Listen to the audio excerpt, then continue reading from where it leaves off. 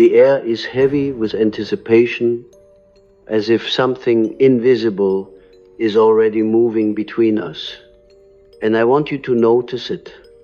That subtle vibration, that silent current, that is the very thing I wish to speak about tonight.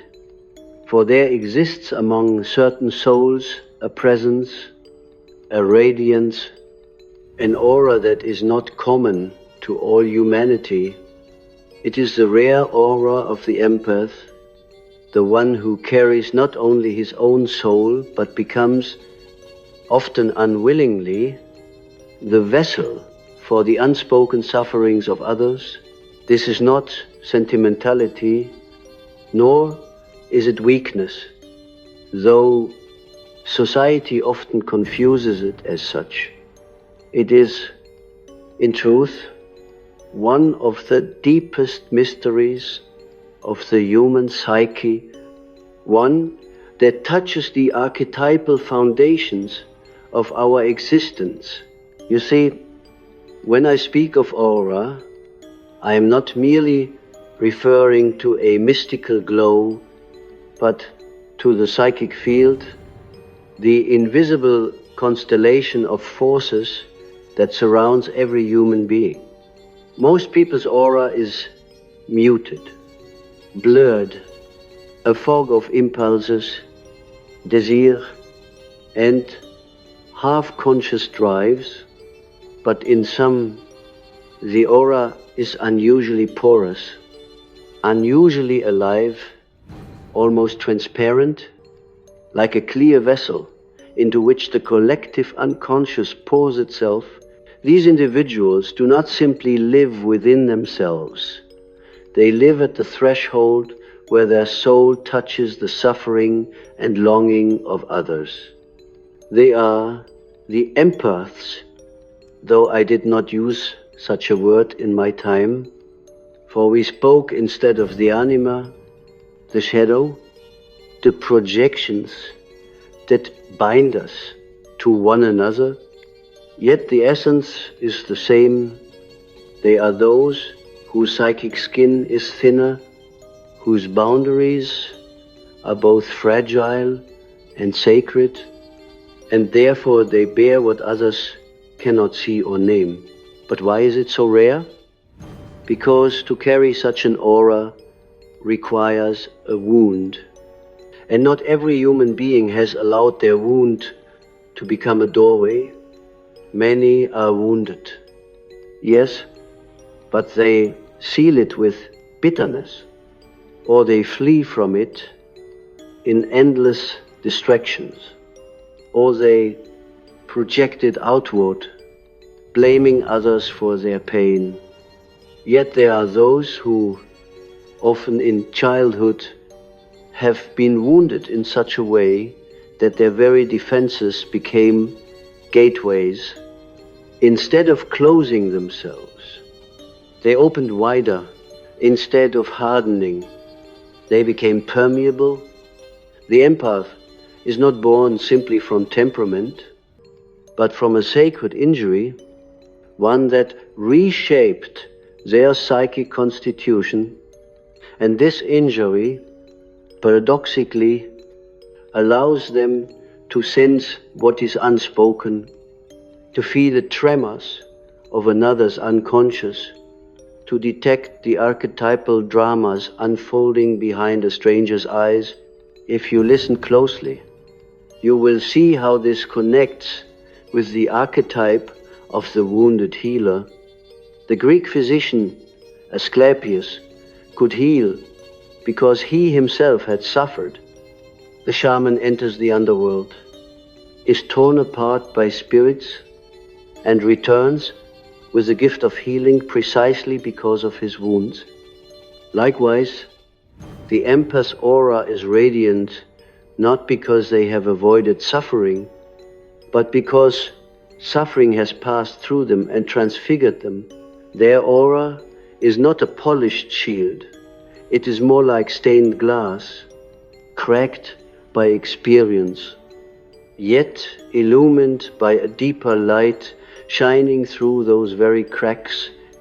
It is this paradox that makes their presence so magnetic and so unsettling. They remind others unconsciously of both the beauty and the terror of being open. Now, I want you to consider how such an aura functions in everyday life.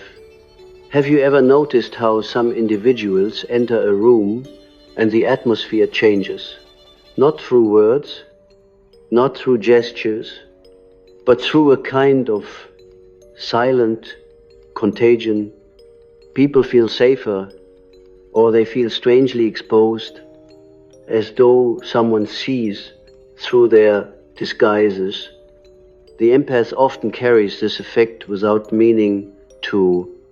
They do not impose their aura, it emanates like heat from a flame, and yet, because of this, they are often misunderstood. Others may project upon them fantasies of saviorhood, or accuse them of weakness, or unconsciously burden them with emotional debris, as if sensing that here, at last, is someone who will carry it. The empath lives at the mercy of projections because their aura attracts not only the light but also the shadows of those around them. It is crucial to understand this. The empath's aura is not a passive glow but a dynamic field of psychic exchange. Within the depths of the unconscious, symbols are not silent. They move, they seek containers, they migrate from one soul to another. An angry father represses his rage, and it seeps into the empathic child. A fearful mother hides her despair, and the child feels it in dreams. Thus, the empath becomes the vessel of what is unspoken, sometimes even of what is forbidden. Their dreams often reveal this, filled with serpents, waters, strangers, or fires that are not their own. The dream images tell them, you are carrying more than belongs to you, and this is the hidden truth. The rare aura of the empath is both a gift and a danger. It opens them to the divine resonance of humanity, but it also threatens to drown them in currents, not their own. I remember many patients who embodied this quality. They came not with a complaint about themselves, but about the heaviness they felt around others, about inexplicable fatigue, about an inability to say no. And when I looked deeper, I saw the archetype of the mediator at work. They were unconsciously acting as bridges between the personal and the collective unconscious. They suffered because they did not yet know how to differentiate what was theirs from what was not. To be an empath, you must learn discernment.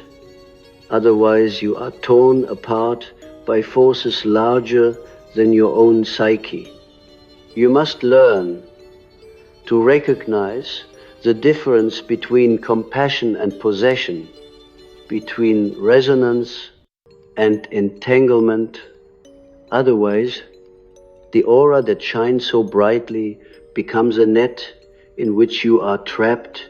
But let me not frighten you, for I also tell you that such a rare aura carries a profound potential. When the empath awakens to their own nature, when they recognize that their openness is not weakness but archetypal power, they become healers, artists, dreamers, and visionaries who can lead others through the labyrinths of the psyche. They embody what I called individuation, the process by which one becomes whole, not just for themselves, but as a model for others. Their aura resonates because they have entered into communion with deeper layers of reality. They may not be religious in the conventional sense, but they are spiritual in essence because they feel the gods moving in the unconscious, the archetypes stirring in dreams, the hidden dramas echoing through the collective, and so they remind humanity of what it has forgotten, that we are bound not by logic alone, but by a web of unseen forces, by love, fear, longing, and myth. Perhaps you are such a person, and perhaps that is why you are listening now. Perhaps you have carried burdens that were not yours, felt sorrows you could not explain, sensed truths that no one else acknowledged. If so, then hear me. You are not imagining it. You are not weak. You are participating in one of the oldest mysteries of human existence. The rare aura you carry is a manifestation of the archetype of the healer, the mediator, the bridge, but do not confuse it with martyrdom. You are not meant to drown in others' shadows, but to shine light upon them. You are not meant to erase yourself for the sake of the collective, but to individuate so that you can stand firm in the storm while still radiating your truth. And let us not forget, every aura has its shadow. The empath who forgets this becomes enslaved. They become addicted to rescuing, unable to tolerate the suffering of others, confusing their own worth with their ability to absorb pain. They may even become narcissistic in reverse, defining themselves only by how much they give away. This is not individuation. This is possession by the archetype of the savior. The true path of the empath is more difficult. To hold the tension between openness and boundary, between compassion and autonomy, only then does the rare aura become not a wound bleeding endlessly, but a chalice filled with living water, capable of nourishing without emptying itself. So I ask you, as you listen, to reflect upon your own aura. Do you sense its permeability, its openness? Do you feel when another sorrow enters your field? Do you notice how your dreams swell with images that are not entirely your own?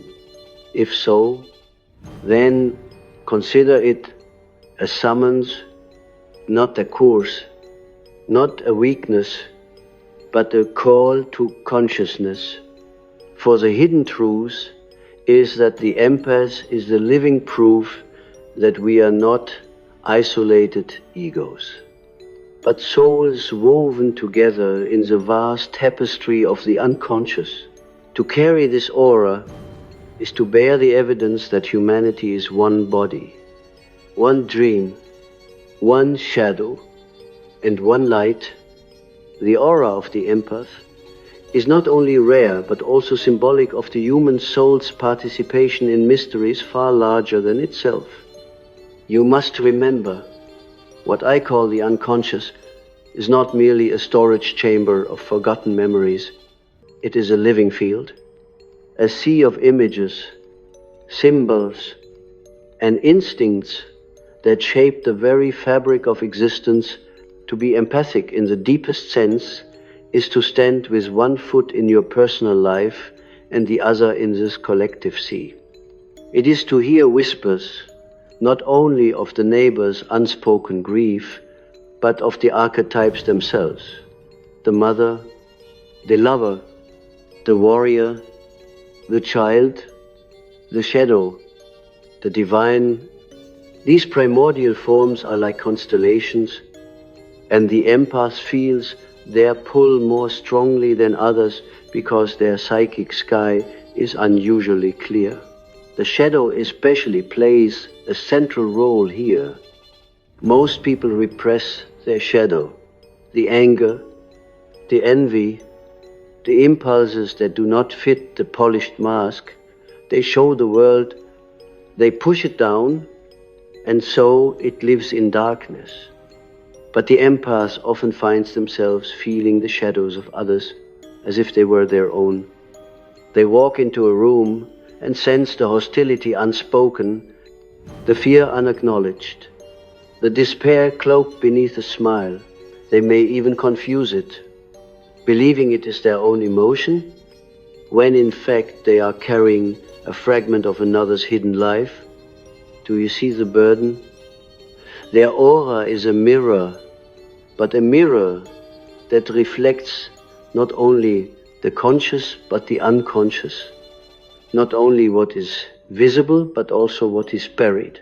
And yet, this very sensitivity is also a secret doorway, for when you can feel the shadow, you are already in dialogue with the unconscious.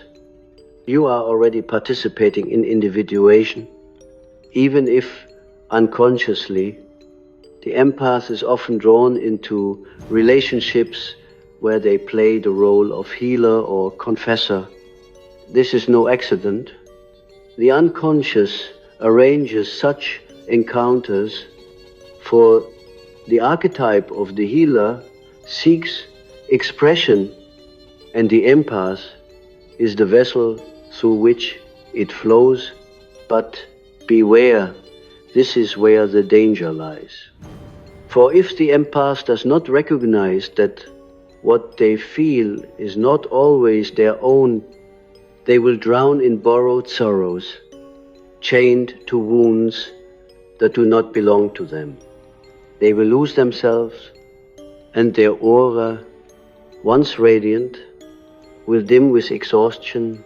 Therefore, the task of the empath is to enter into a sacred discernment, to learn to ask in every encounter, is this mine or is this yours? To learn to dream not only for themselves, but to see when a dream is carrying the message of the collective. Dreams of floods, wars, serpents, or burning houses often belong not to the individual alone, but to the culture, to the society, to humanity's shared unconscious. The empath becomes a seismograph, detecting tremors before others notice them. And so, in times of crisis, they often sense the breakdown before it erupts. They feel the anxiety in the air before the event arrives. They are, in a sense, prophets, not in the religious sense of predicting the future, but in the psychological sense of embodying humanity's next awareness before the collective consciousness catches up. The anima and animus also weave themselves into this mystery. The anima is the feminine soul image in a man, the animus, the masculine in a woman. But in the empath, these figures often appear with unusual intensity. The aura of the empath is charged with this energy because they are already in contact with the other within. Their openness to others is mirrored by their openness to their own inner contrasexual figure. They may dream of mysterious women guiding them, or stern men instructing them, or they may feel drawn magnetically to partners who embody these figures. This is not random. The empath aura is alive with archetypal dialogue. Their relationships become stages upon which anima and animus dance, sometimes beautifully, sometimes destructively, and until They recognize this. They may confuse the archetypal with the personal, mistaking inner symbols for outer destiny. It is a dangerous yet holy path. For what the empath must ultimately realize is that their aura, this rare and luminous field, is not meant to make them saviors, but participants in the eternal dialogue between self and other, conscious and unconscious, light and shadow. Their gift is not to absorb endlessly, but to translate, to bring into awareness what is unconscious in the field. They are interpreters of silence, translators of the unseen. That is why they are drawn to art, to healing, to spiritual work, to any form where the invisible must be given voice. Yet how do they survive the weight? This is where the symbol of the boundary enters. A chalice can only hold water if its walls are strong. The empath must learn that their aura is not an open wound, but a vessel. To carry others' pain is not to let it consume them, but to hold it long enough to see its shape, to reflect it back, to allow it to find expression. Then they must release it. Without this act of release, they are devoured. I have seen many such souls break under the strain, consumed by depression, anxiety, or mysterious illnesses. Their bodies carry what their souls could not release. You see, the psyche will always find a way to express what is suppressed. If the empath does not learn to let go, their very flesh becomes the battleground for the collective's unacknowledged pain. And so, I tell you, the rare aura of the empath is not only gift, but initiation.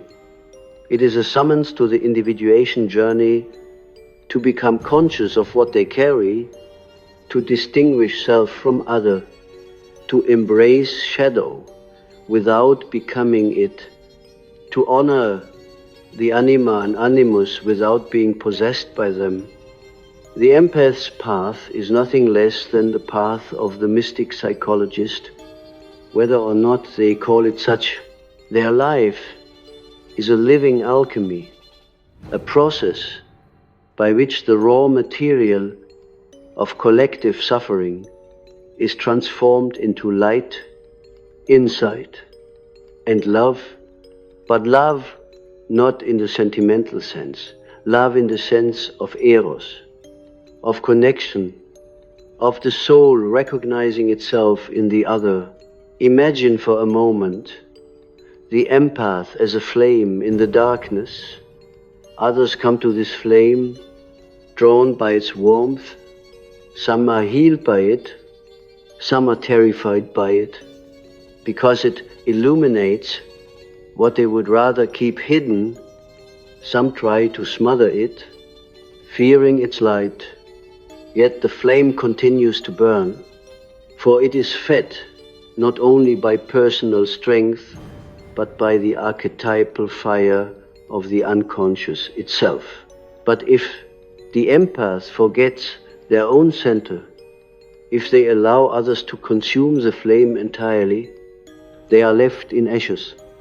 This is why I insist the empath must learn the art of balance, to give, but not to give away their soul, to feel, but not to drown, to reflect, but not to become the mirror image of everyone they meet. The hidden truth is this: the aura of the empath is rare because it is the seed of transformation. Humanity needs such souls, for they remind us that we are not isolated, that we are connected in the depths. But humanity also crucifies such souls because they expose what we would rather deny. Every age has its prophets, its healers, its visionaries, and often they suffer for their gift. The empath is among them. Their aura is not a badge of comfort, but a calling, a weight, and ultimately, if embraced with consciousness, a crown. As I look into your faces, I sense that some of you know this already in your bones. You have lived it. You have felt the heaviness that no one could explain, the tears that seemed to rise from nowhere, the strange relief others felt in your presence while you grew weary. You wondered if you were cursed, but I tell you, you are not cursed. You are initiated. You are chosen by the unconscious itself to serve as witness. And to be a witness is no small thing. To see what others cannot see. To feel what others will not feel. To know what others deny. This is the essence of the empath's rare aura. And though it may burn you, it also reveals to you the sacred truth of existence, that in the end we are not separate islands, but waves in one sea, flames in one fire, voices in one eternal song. If we are to understand more deeply the rare aura of the empath, we must enter the world of myth and dream, for these are the languages of the unconscious, and the empath is often fluent in them without knowing why. They dream not only their own story, but the story of humanity. Their sleep is not simply rest, but a stage upon which the dramas of the collective are played out. This is why their dreams are so often archetypal. They may see serpents winding around trees, flues and gulfing villas, children abandoned at crossroads, or radiant figures offering gifts to the untrained mind. These dreams are strange. To the empath, they feel personal, overwhelming, but I tell you, these dreams belong not only to you, they are voices of the collective unconscious, and you, by virtue of your open aura, have been chosen to carry them. Consider for a moment the myth of Cassandra, cursed to see the truth, but never to be believed. Many empaths live a similar fate. They sense storms before they come, betrayals before they are revealed, illnesses before they are diagnosed. They speak it, but others dismiss them. Why? Because society fears those who mirror the unconscious too clearly. The empath's aura reveals the hidden, and most would rather keep it hidden. Yet, the myth tells us something deeper, that the role of the seer is never easy, but it is essential.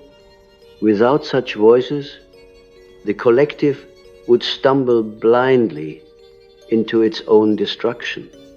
And so, the empath, even when rejected, carries a function of survival for the species. The empath's aura is also bound to the archetype of the threshold.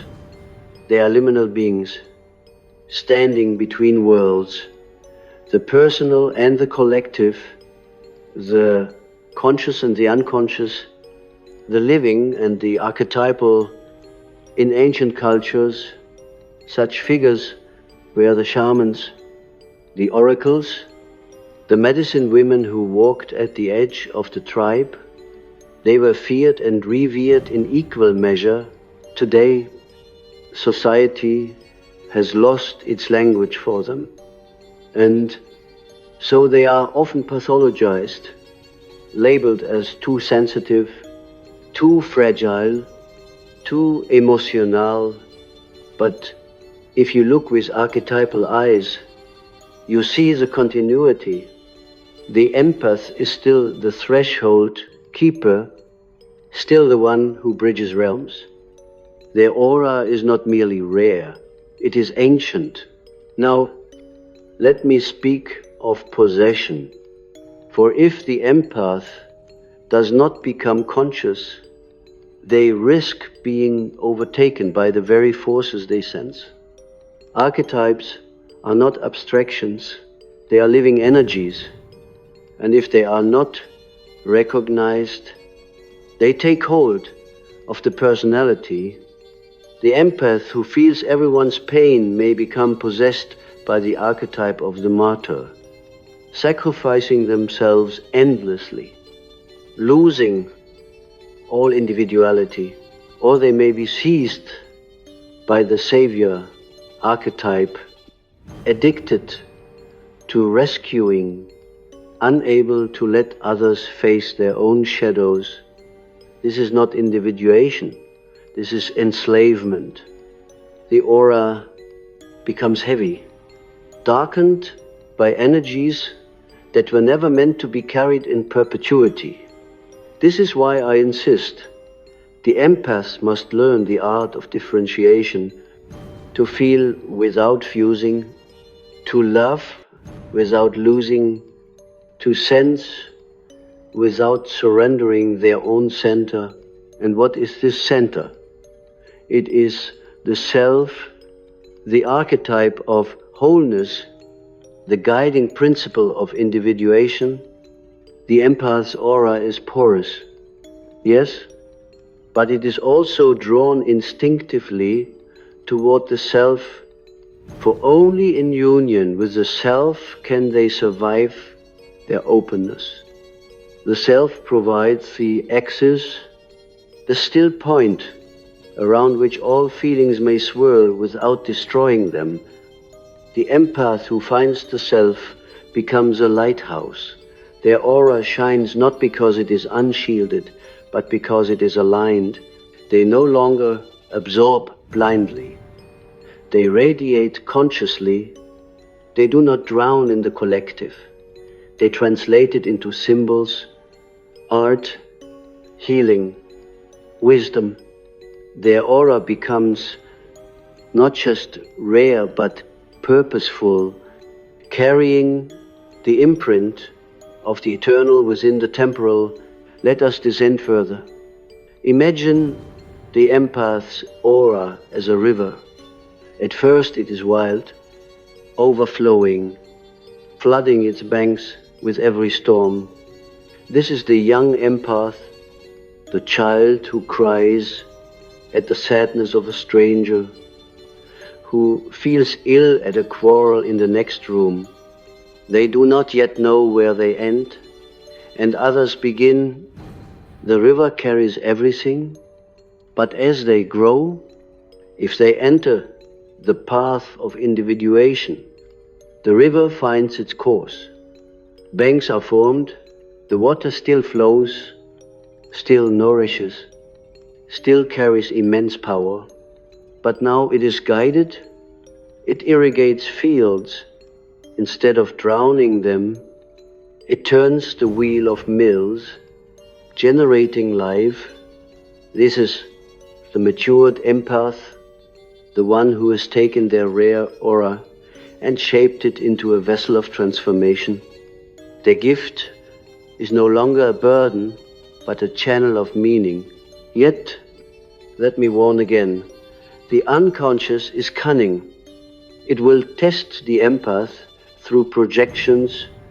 People will idealize them, expecting endless compassion.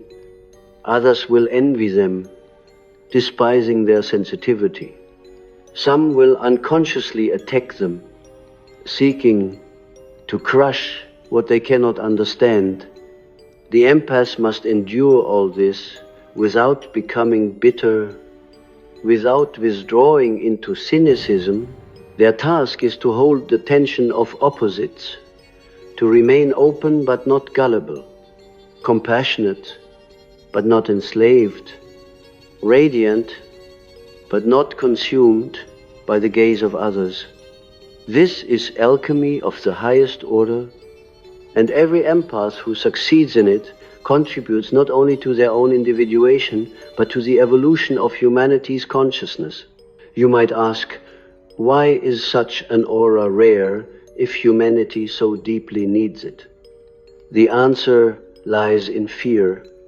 To be open to the unconscious is to risk madness, to risk being overwhelmed by forces greater than oneself. Most people instinctively shut the door. They prefer the comfort of ego, the narrow walls of persona, the illusion of separation. Only a few, often by fate, by trauma, or by calling, find themselves unable to close that door. They are thrust into openness, often unwillingly. They suffer for it. But if they survive, they become luminous. This is the paradox. The empath's aura is born of wound and of grace, of fracture and of wholeness, of suffering and of transcendence. It cannot be manufactured. It is forged in the crucible of life itself. And so I tell you, if you recognize yourself in these words, take them not as flattery, but as summons. To carry such an aura is to carry responsibility. You are called to awareness, to discipline, to the lifelong work of individuation. You cannot afford to live unconsciously, for the forces moving through you are too great. But if you embrace the path, if you honor the symbols, the dreams, the archetypes that speak through you, then your aura will not only reflect suffering, but radiate wisdom. You will become a bearer of light in a world drowning in shadows, not by denying darkness, but by showing how it can be integrated. That is the hidden truth of the empath's rare aura. It is not to avoid shadow, but to transform it, to become alchemists of the soul, vessels through which the collective finds its healing. You must understand, the rare aura that belongs to the true empath is never meant to remain in its raw form. It is a beginning, not an end. Just as the alchemist begins with base matter and seeks to draw out the philosopher's stone, so too must the empath take this openness, this wound, and this radiance, and guide it through the process of transformation. Otherwise, the gift remains curse, the light remains uncontrolled fire, and the unconscious, relentless as the tides, will exact its price if the gift is not integrated. Individuation is the answer. To individuate is to bring into harmony the fragments of one's psyche, to acknowledge shadow, anima, animus, and self, to become whole rather than fragmented. For the empath, individuation take on a unique form because their openness to others is their doorway to the self. They must learn boundaries, not as walls, but as sacred vessels. They must recognize that their aura is rare, not because they were chosen to suffer endlessly, but because they were chosen to awaken. Every projection they absorb, every shadow they feel, is a summons to consciousness. It is the unconscious knocking at their door, saying, "Look, here is more of humanity's truth. Integrate it, and in doing so, help us all. But how is this done? Through the slow, deliberate work of self-reflection, of dream analysis, of facing the images that arise in the night. The empath's dreams are a goldmine, but only if they are listened to. A dream of drowning may not simply mean fear. It may mean you are holding emotions that do not belong to you. A dream of carrying a child through fire may be the soul's way of showing you that you are carrying collective trauma. The empath must learn to dialogue with these images, to write them down, to paint them, to give them form. For in form, the unconscious finds release. Without form, it festers. The aura becomes burdened, heavy, opaque. But with form, the aura shines, for it has fulfilled its function as bridge. The empath's journey is also one of power, but here lies another danger. Many empaths unconsciously use their aura to manipulate, to control, to draw others into dependency. It is subtle, often hidden even from themselves, because they can feel another's need. They may fulfill it before it is asked, binding the other to them. Or they may use their sensitivity to anticipate reactions, to avoid conflict, but in doing so, they are not free. They become entangled in the very web they are meant to illuminate. Power misused by the empath is especially dangerous, because it wears the mask of care. It looks like compassion, but it is bondage. Therefore, the highest calling of the empath is not simply to heal, but to liberate, to free others, not bind them, to shine light on their path, not to walk it for them, to offer presence, not possession. And so the empath must continually return to their center. They must ask, what is mine and what is not? What is being asked of me and what belongs to another's journey? This discernment is not cold detachment, but sacred clarity. For if the empath confuses themselves with the Savior, they will burn out. But if they recognize themselves as witness, companion, and mirror, they will endure. Their aura will not collapse under the weight of the collective, but will glow as a reminder of what humanity can become. The crown of the empath is this: to embody conscious compassion, not sentimentality, not martyrdom, not saviorhood, but compassion, born of awareness, compassion that says, I see you, I feel you, I acknowledge you, and I will not abandon you, but I will not erase myself for you either. This is the voice of the self speaking through the empath. It is a love that is firm, radiant, and eternal. And when the empath reaches this stage, their aura becomes unmistakable. It no longer flickers with confusion, it burns with steady flame. Others feel it and are changed, not because the empath has taken their pain, but because the empath has reflected their truth back to them in such a way that they can no longer deny it. Do you see the beauty of this? The empath's aura is rare, not only because it is porous, but because it can be transfigured. The empath is a crucible in which humanity's unconscious finds light. And when they accept this, when they cease to resist their gift, when they cease to drown in it, their life becomes myth.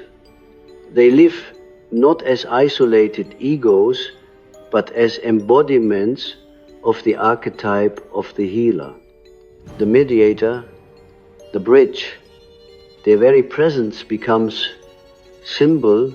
They walk into a room and without a word, others sense a possibility that wholeness is real, that the unconscious is not enemy, but ally, that love is not weakness, but the strongest force in existence.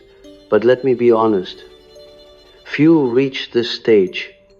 Many are broken by the burden, many retreat, becoming cynical, isolating themselves, calling their gift a curse. Others become addicted to rescuing, losing themselves in endless cycles of pain, and still others deny it altogether, numbing themselves with distractions. Yet for those who persevere, who endure the long night of confusion, who dare to face their own shadows, even as they carry those of others, the reward is beyond measure. They become luminous, they become whole, and their aura, once rare and fragile, becomes indestructible, because it is rooted not in ego but in the eternal self. And so I say to you, if you find yourself among the empaths, do not despair, do not believe you are weak, do not believe you are cursed. Believe instead that you are summoned to consciousness, to individuation, to a path that is difficult but sacred. You will suffer, yes, but suffering is the crucible of transformation. You will be misunderstood, yes, but misunderstanding is the mark of those who carry truth too deep for common speech. You will be tempted to give yourself away entirely. Yes, but your task is to stand firm, to hold the chalice of your aura steady, to let it shine without spilling its essence. The rare aura only true empaths carry is, in the end, humanity's reminder of what it means to be whole. It is a beacon of interconnectedness in an age of isolation. It is a vessel of shadow and light, wound and healing, burden and gift. It is rare because it demands everything: honesty, courage, discernment, and above all, love. But if embraced, it becomes crown, it becomes radiance, it becomes the very presence of the self incarnate in human form. So I leave you with this: guard your aura, not with fear, but with reverence. Honor your dreams, for they speak not only for you, but for the world. Face your shadows, for they are the price of your light. Love deeply, but do not lose yourself. And remember always, you are not alone. You are part of a greater whole. And your rare aura is the proof of it. Carry it with dignity, with courage, with humility, for in you lives a hidden truth that the world desperately needs, that to feel deeply is not weakness, but the beginning of wisdom,